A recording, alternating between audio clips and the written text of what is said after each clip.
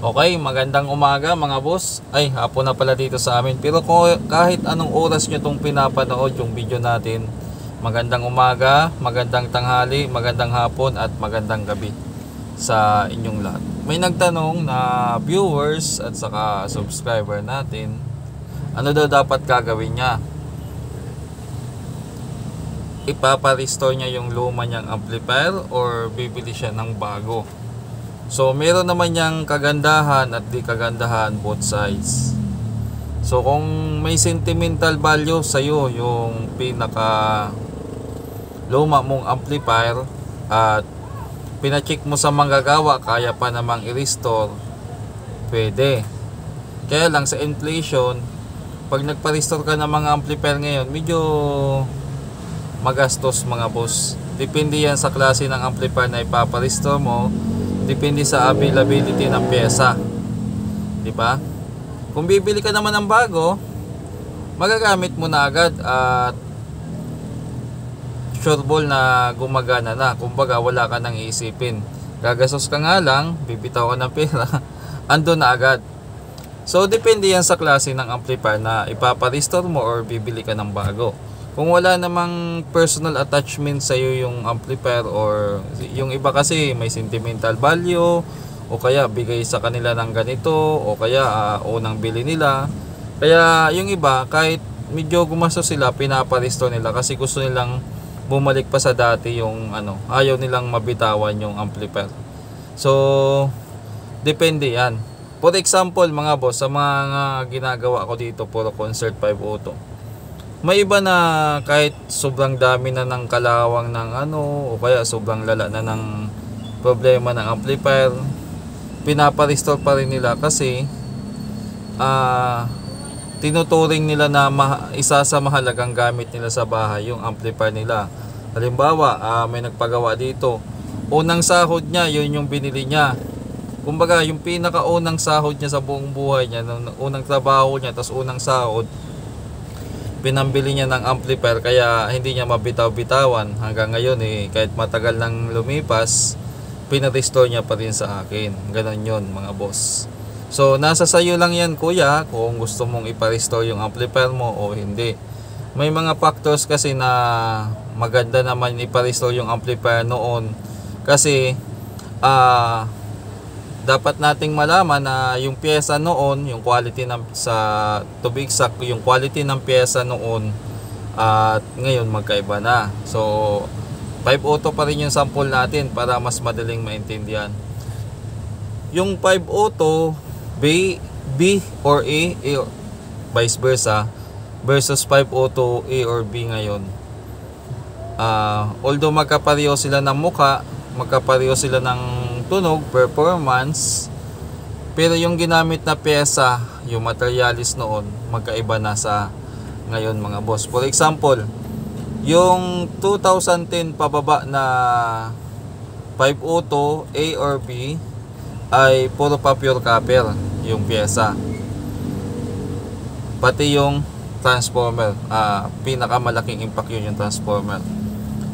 5 auto B noon at saka 5 auto B ngayon, magkaiba na ng quality ng transformer ang ginagamit. Halimbawa, bumili ka ngayon ng 5 auto, sureball ako na aluminum na transformer niyan. Yung 5 auto dati, tanso, pure copper. Sa mga resistor din mga boss, yung mga resistor dati kasi nakapagawa naman ako ng mga lumang 5 auto, makatataba pa o malalaki pa yung paa at saka copper pa yung ginagamit sa mga paa niya. Ganon din sa mga transistor na maliliit mga boss. So ngayon, yung mga bagong amplifier ngayon, mabilis nang makalawang yung mga resistor at saka transistor na maliliit kasi hindi na pure copper yung ginagamit sa paa. Ano ba yung sinasabi natin? For example, yung mga ganitong resistor, yan. So kuha tayo ng sample. Ito. Yan. Ito resistor na ito yung resistor na noon At saka itong isa naman ay ngayon. So paano ba to? Ayaw mag zoom. Ito ay pure copper pa yung paa. Ito ay lata na mga boss. So meron na tayong video niya na pinakita ko kung anong kaibahan ng original na resistor sa resistor na bago ngayon. Yung mga ito kasi Taiwan, ito naman China. So paggawang Taiwan kasi matibay-tibay pa. Yung China talaga wala na talaga, hopeless na. Pero pwede pa naman gamitin. Hindi naman sinasabi natin mas mabilis nga lang siya masira or mas mabilis siyang kalawangin kahit hindi naman nababasa, hindi naman nagmo-moist. Talagang yung properties o yung characteristic niya, yung materials na ginamit, talagang sadyang mabilis makalawang. Yun ang problema sa mga bagong amplifier ngayon. Kaya kung ipapalistore mo yung dati, okay. Kung hindi naman, okay lang din. So bandang uli, ikaw pa rin makakapag-desisyon yan, titimbang-timbangin mo. So para saan tong video na to? So tunulungan lang kita para makapag-desisyon ka kung anong gagawin mo. Ngayon, kung beyond repair na talaga yung amplifier mo, talagang sobrang lala na talaga na halos hindi na kaya gawin ng mga tech, ay siguro kailangan mo nang i-let go at bumili na lang ng bago. Yan. Ganun na lang siguro yung gagawin dyan, mga boss. Pero kung personal, ako tatanungin mo kung maganda pa naman, tapos kaya pang buuhin, gagasusan ko kung ako.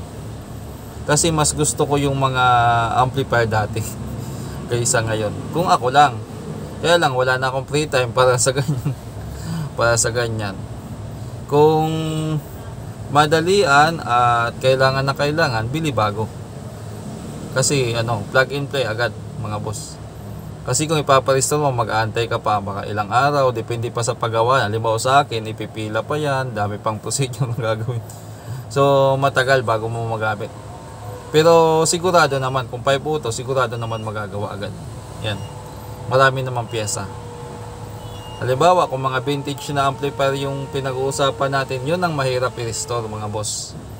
Bakit kamo? Kasi may mga amplifier ngayon na sarado na, wala na yung pabrika, wala na yung manufacturing nila, pati mga pyesa nagkanda phase out na, wala na ka nang mahanap. Ang chances mo na lang mapagana kung may makuha ka ng mga second hand, bunot na tinatawag, yun, pwede.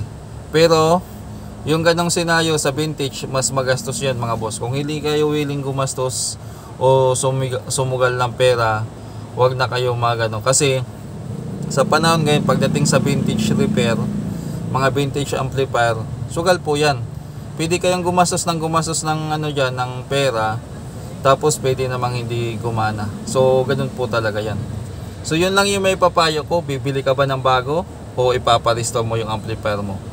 So sana nakatulong sa iyo yung binigay nating opinion, tips at suggestion. Sana hindi ka na lalong naguluhan. Baka mamaya nung pinanood mo to, lalo kang naguluhan. Yun ang mahirap, mga boss. So dito lang naman tayo para makatulong sa ating mga viewers. Yun lang. Maraming salamat at God bless po.